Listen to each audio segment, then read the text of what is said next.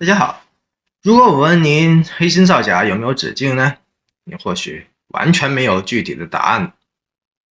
因为毫无底线的人，黑心也是毫无止境的。这不，对赵领的黑心的攻击再上了一个新的台阶了，甚至搞得权力机关也不得不出面了。但是这一次却又不是澄清，一切的扑朔迷离足见赵丽颖的对家今年已经是明晃晃升级了尺码，加大了力度了，如同一路都在紧密窥伺王一博的举报团伙一样。这些人的日子其实很简单，就是不惜一切的代价，寻求一切的可能性和突破口，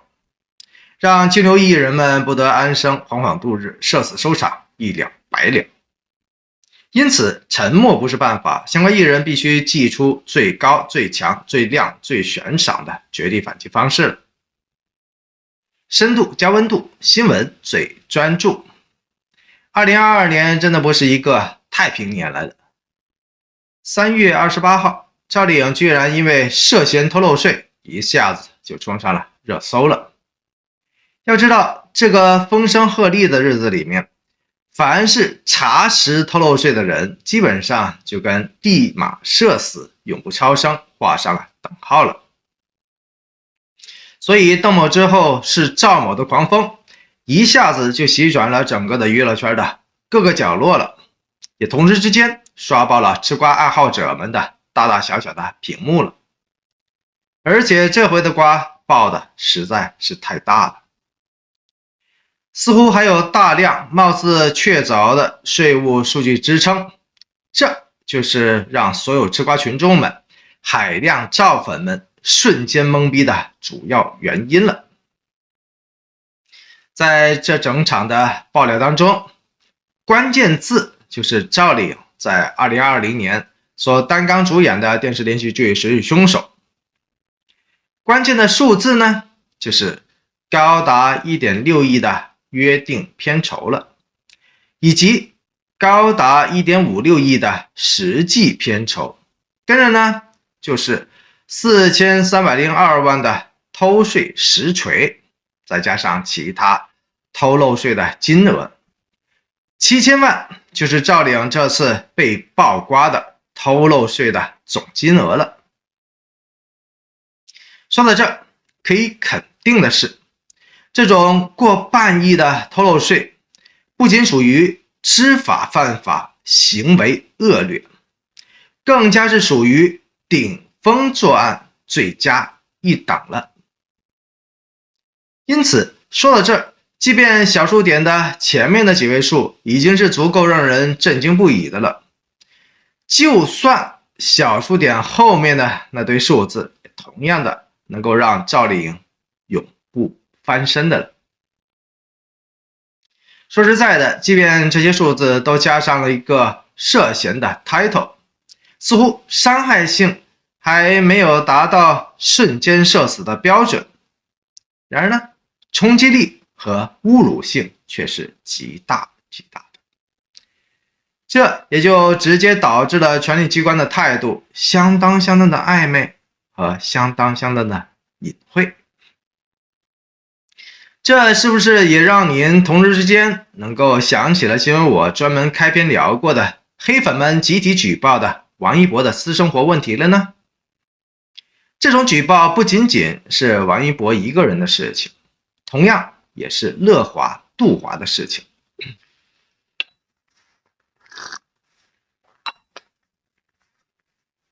就像去年年底吃三当三的孟美岐事件一样，这个事件当中，同样的立马就触发了乐华公司的危机公关了。有意思的是，老谋深算的那个杜华也真的是大场面的人来的。实打实的这个孟美岐居然还携带着励志夺金、正能量满满的我心飞扬，居然重新的回到了公众的视野当中去了。这就是今年乐华招股书的实力硬刚和背后的傲娇所在了。我之前也是刚刚聊过了乐华招股书刚需组成的业务和收入这两大块。第3块就是刚刚好轮到了危机这一块了。乐华相当一部分的商业活动营收当中，2021年的同比增速已经由2020年的 74% 下降到了 66% 了，这就严重影响到了乐华艺人的管理业务了。原理其实很简单，收入的增速下降，投入的增速不可能会逆向的，因此相关的增速也跟着从2020年的 52% 下滑到了2021年的 45% 了。那么这又意味着什么呢？用一句话去概括的话，这就意味着乐华的危机公关同样面临着严重的危机了。虽然我不清楚赵丽颖的危机意识危机公关相关的预算到底会有多高，但是这次他所遭遇到的危机同样是一个不容忽视的极其危险的信号来的。要知道，作为超一线的当红女星，赵丽颖一直都处在人红是非多的漩涡当中，深知江湖险恶的赵小刀也是相当聪明和相当低调的，甚至还得饶人处且饶人。相关的那些一笑泯恩仇的案例，先我也是已经专题聊过很多期的了。然而呢，放生了毒蛇之后，毒蛇归来依旧是毒蛇。因此赵丽颖低调的务实和防守的姿态，并没有成功的让围攻她的对家放缓了攻击的幅度和力度。这次爆料一出，公众哗然。最大的槽点就是表面上相当硬核，而且已经聚集到了小数点的偷漏税的金额了。也就是说，这一回的黑金造假已经算是登峰造极的了，已经算是创造出了一个邓某、赵某与时俱进的新高峰出来了。而且伎俩已经不再是毫无营养、一眼看穿的那一种粗言秽语和粗制滥造了，而且已经聚集到了更高精确度的打击、更高迷惑性的数字了。同时呢，也更加完美契合了社会主义铁拳的社死标准和打击范围了。这没有具体高人的指点，不可能造假造黑的如此高逼格出来的。不过呢，这回造假的破绽其实也很大。谁是凶手，我已经是硬核聊过无数次的了。这部迷雾网剧的总成本实际上也没有超过1个亿。2020年的赵丽颖怎么有可能去为了自己的转型，突然之间狮子大开口，坐地大起价，一个1.6亿的巨额片酬呢？无论两前因还是一后果，根本就是风马牛不相关的。那么言之早已经聚集到了小数点的偷漏税的数字，又是从哪儿来的呢？原来赵丽颖涉嫌偷漏税的截图，居然是去年郑爽被爆的偷漏税的同款的截图来的，而且前后2张真假立现的截图当中，每一个数字、每一个标点都是一模一样的。要说这次的造假似乎不够专业的话，其实也不尽然，因为这次造假只是一个试水的前奏罢了。这次只是把去年年度最悲催的人物名字直接给换上了今年被诅咒的那个人物的头上而已。这种相当有心、刻意而为之的移花接木，说白了，真的算是一种应付律师的后路而已。那么您猜得到是一条什么样的后路呢？当然了，这位一日爆红、制假成名的造谣者，同时之间已经是收到了赵丽颖律师所发送的律师函的了。而且与此同时，同步出现在了这次爆料当中的上海税务局动作也是够快的，果然第一时间就做出了相当耐人寻味的回应出来了。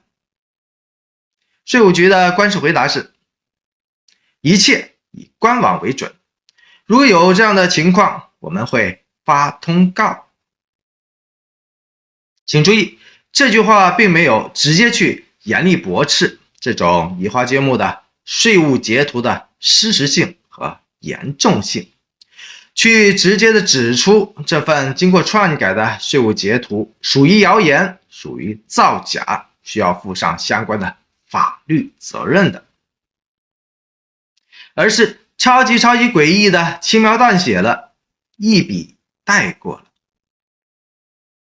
在新闻我老师与别不同的眼里，用一句话就能够轻轻松松的概括出这一份官式回答的各种诡异了，那就是受害人赵丽颖的具体税务情况，一切都无可奉告，一切都以官网为准。这就是税务局超级模棱两可的直接的表态了。这一份的诡异，您 get 到了吗？快速做出反应的上海税务局这回亲自下场，并且消极回应，没有直接辟谣，让人只能疑窦丛生，更多的问号了。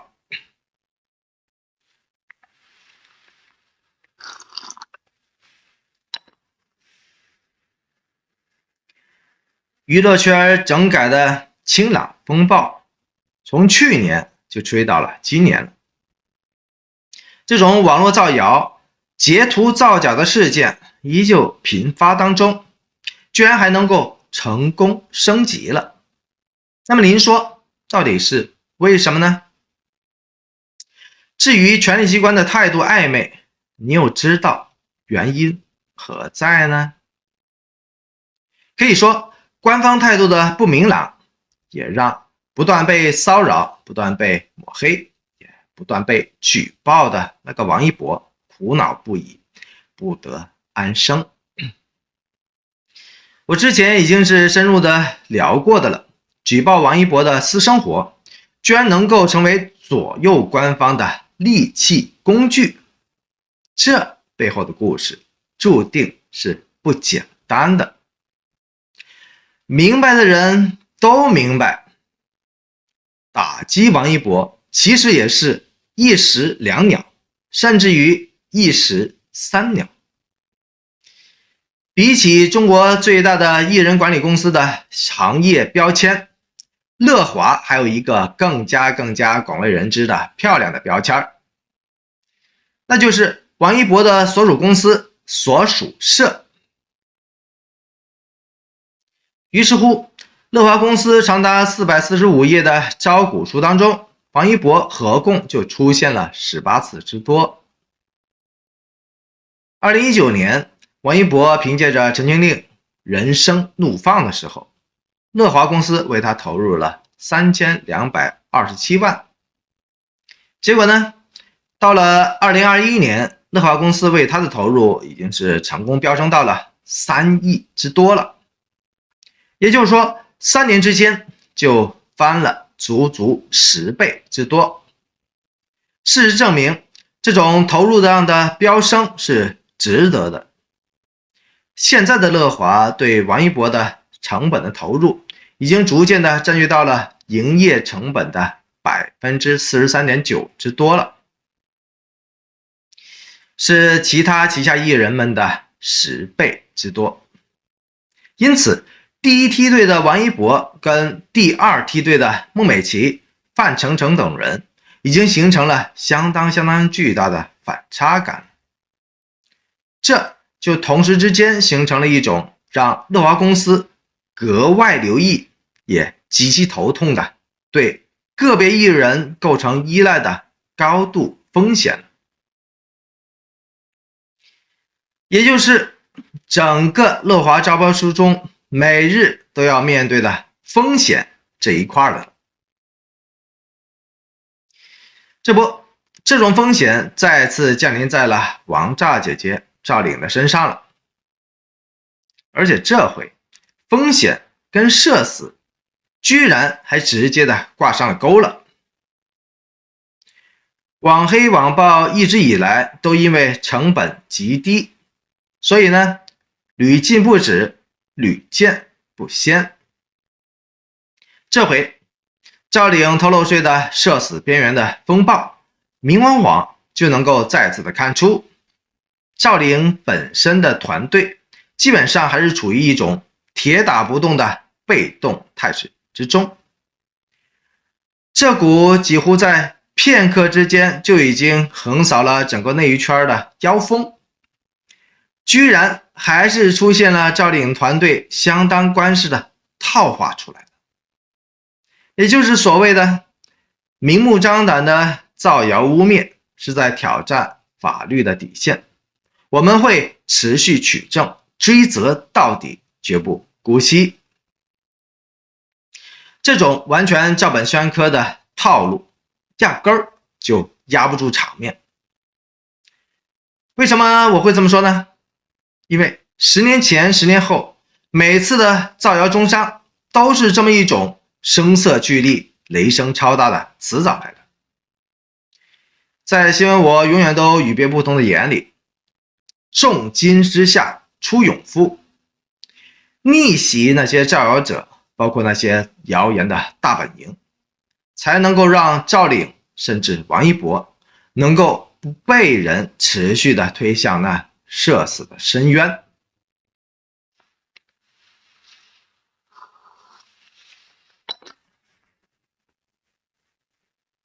主动的悬赏，也就是但凡向公安机关提供有效线索，追踪谣言场所，最终成功立案的，都应该给予丰厚的回报。正能压邪，关键就在于提高成本。在中国，造谣造假如果完全没有成本的话，那么最后社死的艺人终极悲催的一生就会明晃晃的成为这些受害者们的最大的成本。现在主动的反击或许会是最好的被动的防守了。说到这，我其实已经是聊到口干舌燥的了。若这次对家已经是直接升级到了你死我活，非要社死的举报或者说造假的层面上了，那么依旧被动挨打，注定会让所有的对家及其黑团队黑团伙继续的嚣张下去，继续的把握机会，继续的推陈出新，直到把无辜的人全部都推向社死为止。造假者最终一句恶作剧而已，这您信吗？当权者最终一句无可奉告，这您还信吗？